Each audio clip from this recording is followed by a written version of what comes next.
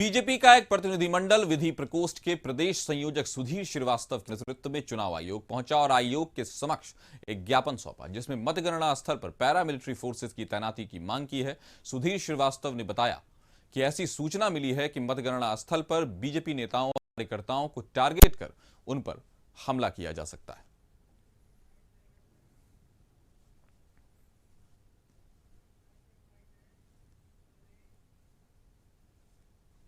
चुनाव आयोग पहुंचकर मांग किया कि मतगणना स्थल पर पारा मिलिट्री फोर्स की नियुक्ति हो और केवल नियुक्ति भर नहीं हो, उसकी पूरी अच्छे से डिप्लॉयमेंट हो। हर चप्पे चप्पे पर अंदर बाहर पारा मिलिट्री फोर्स रहे। इसका कारण यह है कि सूचनाएं ये मिल रही है कि मतगणना स्थल पर सरकार में शामिल लोग, कार्यकर्ता, नेतागण भाजपा के नेताओं और कार्यकर्ताओं पर हमला कर सकते हैं। उनकी जान पर के लिए भी वो गंभीर संकट पैदा कर सकते हैं। इन खबरों पर ज्यादा जानकारी के साथ हमारे सहयोगी नैयर हमारे साथ जुड़ गए। नैयर, पूरी तरह से सुरक्षा के पुख्ता इंतजाम कर लिए गए स्ट्रांग रूम के पास से, क्या कहेंगे आप? देखिए, पंडरा स्ट्रांग रूम को एक तरह से हम कह सकते हैं कि सैनिक छावनी में पूरी तरह से तब्दील कर दिया गया है, जहां 3 लेयर की सुरक्षा व्यवस्था की गई है। पहले लेयर में केंद्रीय बल की नियुक्ति की गई है, दूसरे लेयर में सशस्त्र पुलिस जो जिसे कहते हैं आर्म फोर्स उसकी तैनाती की गई है, और लास्ट जो लेयर है उसमें जिला बल की तैनाती की गई है। और हम कह सकते हैं कि पूरी तरह से सैनिक छावनी में तब्दील कर दिया गया है। अब देख सकते हैं तस्वीरों में कि हर बैरिकेडिंग के पास पुलिस फोर्स की तैनाती की गई है और हर व्यक्तियों की जांच करके ही अंदर जाने दिया जा रहा है, क्योंकि ये पंडरा स्ट्रांग रूम में कर्मचारियों को भी आना है। और जैसा कि तस्वीर में देख सकते हैं कि कर्मचारियों और जो यहाँ के जो काम करने वाले हैं, जो अंतिम फिनिशिंग देने वाले हैं, उसकी किस तरह जांच की जा रही है और जांच करने के बाद ही अंदर लोगों को जाने दिया जा रहा है। हालांकि ये सब मजदूर है जो अंदर जाके जो जितने भी बचे हुए कार्य हैं उसे संपन्न करेंगे।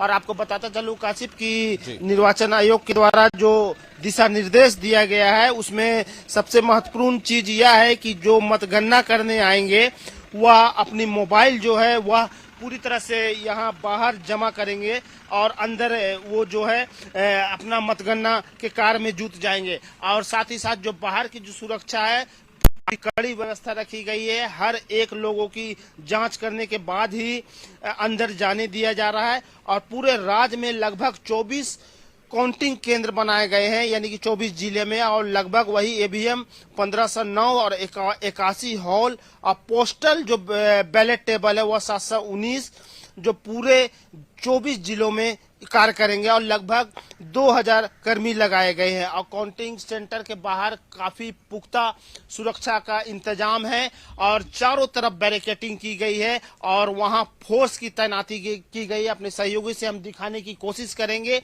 कि किस तरह बैरिकेडिंग की गई है चारों तरफ से, यानी कि हम कह सकते हैं कि एक अभेद किला बना दिया गया है पंडरा स्ट्रांग रूम को। और थोड़ी देर के बाद यहाँ अभी एसएसपी पहुंचने वाले हैं और एक रिहर्सल यानी कि मॉक ड्रिल भी करने वाले हैं। देख रहे हैं नैयर किस तरह की सुरक्षा रखी गई है नैयर, लेकिन इसके बावजूद भी बीजेपी का एक प्रतिनिधिमंडल जो विधि प्रकोष्ठ के प्रदेश संयोजक सुधीर श्रीवास्तव के नेतृत्व में चुनाव आयोग से मिलता है और पैरामिलिट्री फोर्सेस की डिमांड करता है कि उनके कार्यकर्ताओं पर को टारगेट करके उनके साथ हिंसा की जा सकती है। इस तरह की खबर आई है, आप क्या बताएंगे इस पर?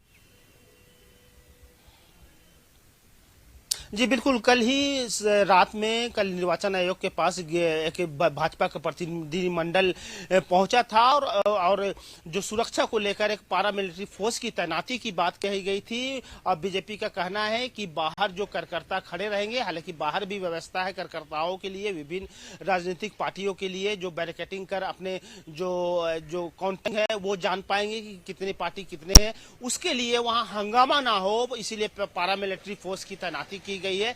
क्योंकि कार्यकर्ताओं के बीच में काफी बहसबाजी हो जाती है और काफी काउंटिंग के बाहर काफी हम कह सकते हैं कि काफी भीड़ भाड़ होती है, कोई उसमें ताने देता है। इस कारण इस तरह के माहौल क्रिएट ना हो, इसके लिए पैरामिलिट्री फोर्स का तैनाती की मांग की गई है। हालांकि ये एक अच्छी पहल है, क्योंकि कार्यकर्ता काफी मजबूत होते हैं अपनी पार्टी के लिए और काफी वफादार होते हैं, और अपनी पार्टियों के लिए वह कुछ भी करने के लिए तैयार रहते हैं। जैसा कि चुनाव में भी हम देख चुके हैं कि प्रचार प्रसार में भी सबसे ज्यादा अहम रोल कार्यकर्ताओं का होता है। तो उस दौर में जब स्ट्रांग रूम में जब गिनती शुरू होती है, तो कहीं कम और बेसी, अगर कम और ज्यादा अगर वोट अगर कोई राजनीतिक पार्टी पर पड़ती है तो दूसरे वाले ताने देते हैं। इसको लेकर कहीं ना कहीं कौतूहल का विषय एक हो जाता है वहां, और काफी हंगामा भी होने लगता है, जो अमूमन हर स्ट्रांग रूम के बाहर इस तरह का स्थिति देखने को मिलती है।